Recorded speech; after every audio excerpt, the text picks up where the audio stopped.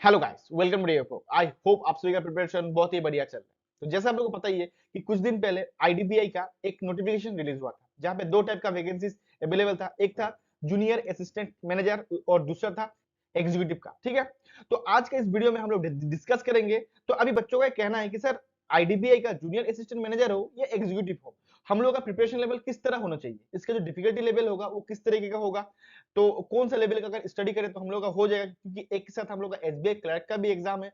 तो हमें थोड़ा गाइड कर दीजिए। तो आज इस वीडियो के जरिए हम उसी बारे में डिस्कस करेंगे कि इसका डिफिकल्टी लेवल क्या होगा, आप लोग कौन सा लेवल लेके चलना है और किस तरह अगर आप स्टडी करते हो तो आपका स्कोर भी मैक्सिमाइज हो सकता है। उसके साथ साथ आपका एसबीआई क्लर्क का भी आपको प्रिपरेशन कंटिन्यू आप कर सकते हो, ठीक है, without hampering SBI clerk preparation. ठीक है, वीडियो का एंड तक जरूर बने रहिएगा।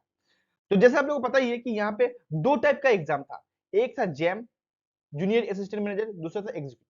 हालांकि ये दोनों में से जैम का जो डिमांड है वो बहुत ज्यादा है, क्योंकि एग्जीक्यूटिव जो है वो 2 साल के लिए कॉन्ट्रैक्ट पीरियड पे है।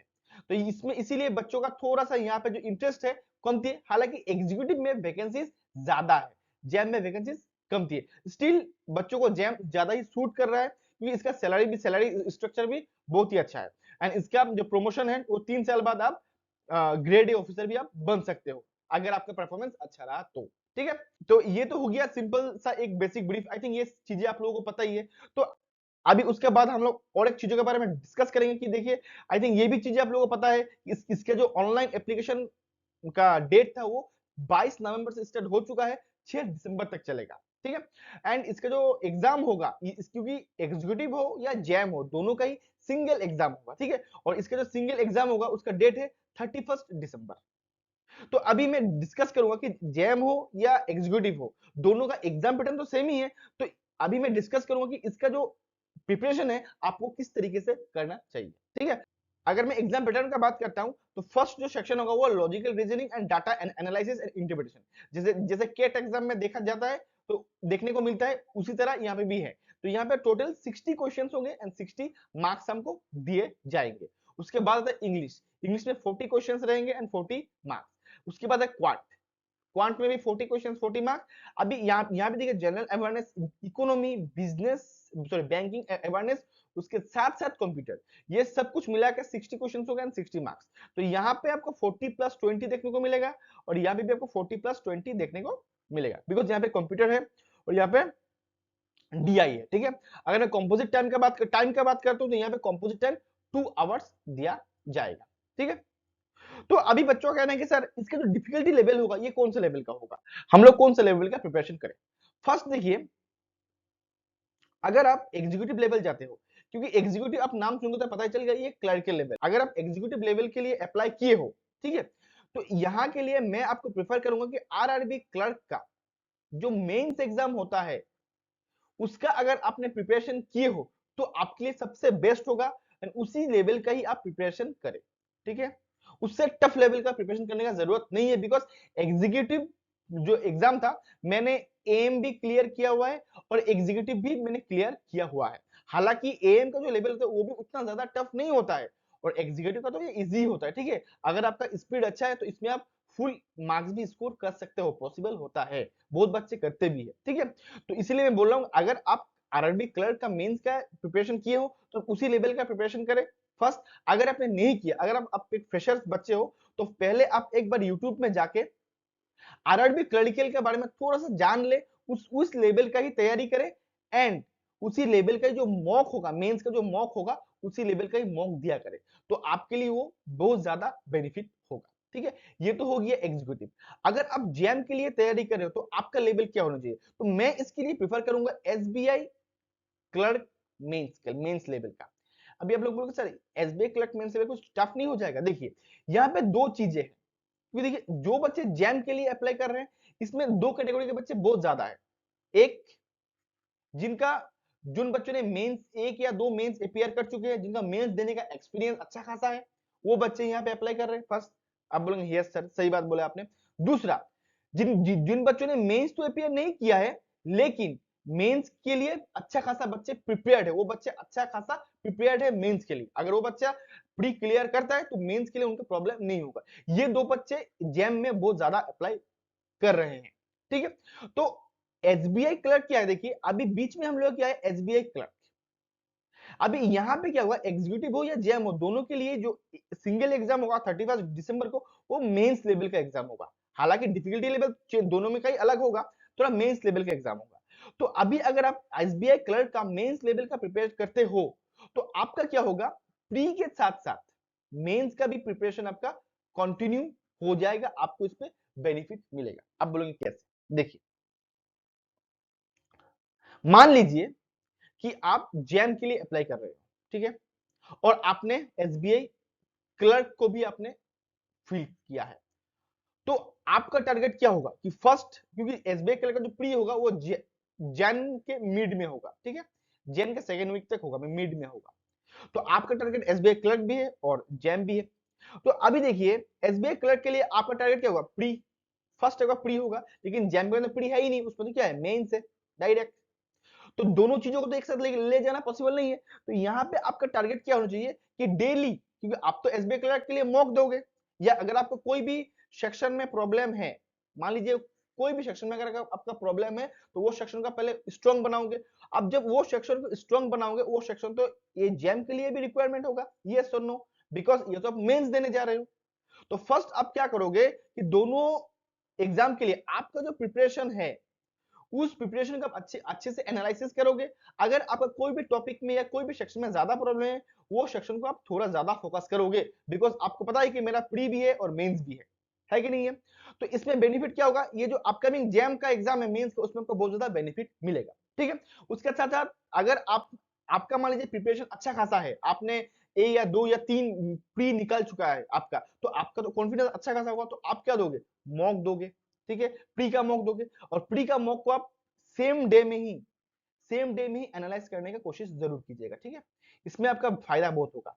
उसके साथ साथ वीक में, वीकली एटलीस्ट ठीक है, एटलीस्ट 2 मॉक देने का जरूर कोशिश करें।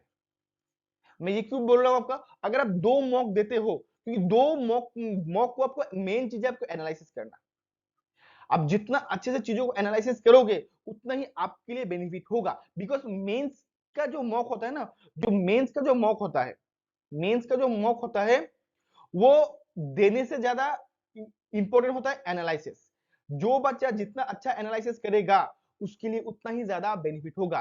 प्री का जो होता है, वो आप अगर एनालाइज भी नहीं करते हो, तभी भी मोटा मोटी चल जाता है, बिकॉज प्री में क्लरिकल का प्री में क्या होता है कि बच्चे 80 to 90% क्वेश्चंस अटेम्प्ट कर ही लेते हैं, 10% का अटेम्प्ट उसको एनालिसिस करने में उतना टाइम नहीं लगता। लेकिन मेंस का मॉक में बच्चे 50 to 60% ही बना पाते हैं, अगर वो आरआरबी लेवल का हुआ तो। अगर वो एसबीआई क्लर्कल लेवल होता है, तो वो 50% ही सॉल्व कर पाता है, रिमेनिंग को सॉल्व नहीं कर पाता है, बिकॉज एसबीआई क्लर्कल का लेवल जो होता है ना मॉक का, वो थोड़ा टफ होता है। तो इसलिए मैं बोल रहा हूं, अगर आप एसबीआई क्लर्कल लेवल का तैयारी कर रहे हो, तो कहीं ना कहीं वो जैम के साथ साथ आपका एसबीआई जो आपका क्लर्क का मेन जो है, उसमें भी हेल्पफुल होगा। तो इसलिए मैं बोल रहा हूं कि 2 आपको मॉक डेली लगाना है, वीकली आपको 2 मॉक लगाना है, उसको अच्छी तरीके से एनालिसिस करना है।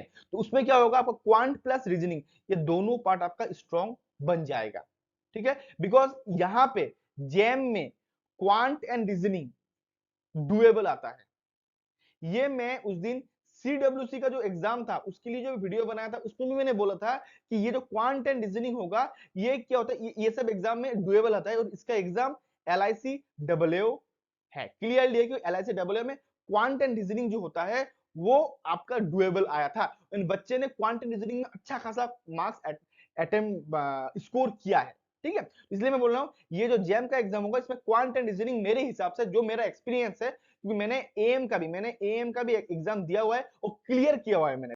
लेकिन अभी आप लोगों से क्वांटिटेटिव डुएबल आता है, तो सब बच्चे स्कोर करेंगे, डेफिनेटली स्कोर करेंगे। तो डिफरेंस कहां क्रिएट होगा, डिफरेंस क्रिएट करने के लिए 2 सेक्शन होता है। फर्स्ट सेक्शन होगा इंग्लिश,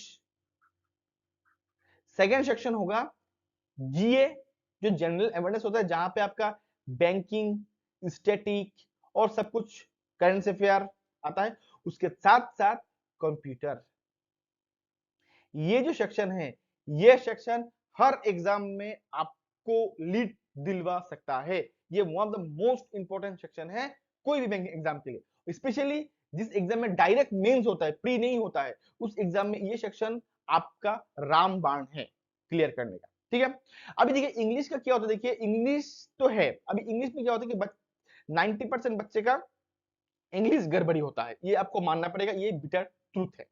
बच्चे जितने प्रिपरेशन कर ले, जो 40 क्वेश्चन दिया हुआ होता है, वो 40 में से अगर बच्चे 40 भी अटेम्प्ट करके आए, वो इजी भी अगर पेपर आता है और बच्चे 40 में से 40 भी अटेम्प्ट करते हैं, 4 से 5 आप एवरेज गलती आप मान सकते हो। ये 90% बच्चों का यही कंडीशन होगा, मैं आपको बोल रहा हूं। ठीक है, लेकिन जनरल अवेयरनेस ऐसा नहीं है। जनरल अवेयरनेस एक ऐसा सेक्शन है, अगर आप इसका प्रिपरेशन अच्छी तरीके से कर रहे हो, तो आउट ऑफ 40 क्वेश्चंस आप यहाँ पे 30 क्वेश्चन आप करेक्टली बना सकते हो। ये टोटली डिपेंड होगा प्रिपरेशन के ऊपर। और कंप्यूटर भी आपका ऐसा सेक्शन है जहां पे आप आउट ऑफ 20 आप अच्छा खासा क्वेश्चन मोर देन 15 प्लस आप अटेंड कर सकते हो। ठीक है, अभी देखिए आप जीए के लिए क्या करें, देखिए एसबीआई जब आप क्लर्कियल का एग्जाम दोगे, उसमें भी जीए का रिक्वायरमेंट होगा, है कि नहीं है? एंड खाली कंप्यूटर का रिक्वायरमेंट नहीं होगा। देखिए अगर आपने इस साल में मेंस अपियर किया हुआ है तो आपके लिए तो फायदेमंद है, बिकॉज आपका तो जीए कहीं ना कहीं पर थोड़ा सा कंप्लीट है। लेकिन अगर आपने अपियर नहीं किया हुआ है, अगर आपका टारगेट एसबीआई क्लर्क है, तो आपको तो मिनिमम 4 से 5 मार्क्स आपका टारगेट होना चाहिए मेरे हिसाब से। तो उस केस में क्या होगा, ये जैम आपके लिए बहुत ज्यादा मदद करेगा। कैसे, देखिए अभी जैम के लिए आपको आपका टारगेट होना चाहिए, अगर आपने जीए को स्टडी नहीं किया है, तो आपका मिनिमम 3 से 4 मंथ का आपका होना ही चाहिए।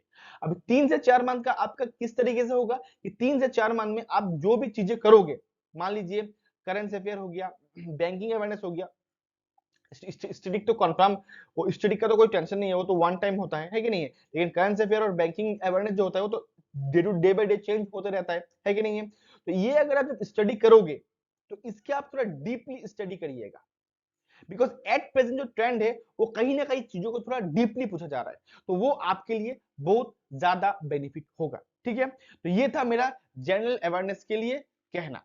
तो इसके लिए आप क्विजेस दे सकते हो। क्विजेस में देखिए अड्डा का क्विजेस होगा, अड्डा का क्विज ये भी बहुत ज्यादा बेनिफिशियल है। गाइडली का भी क्विज आता है, डेली क्विज, ये आप क्विज दे सकते हो। बहुत साइड का, हर साइड का आपका क्विज आता है। ठीक है, आप क्विज मारा कीजिए, जो भी आपको करेंसी फेयर आप पढ़ रहे हो उसके पढ़ने के बाद आप क्विज मारिए, तो वो आपके लिए बेनिफिट होगा।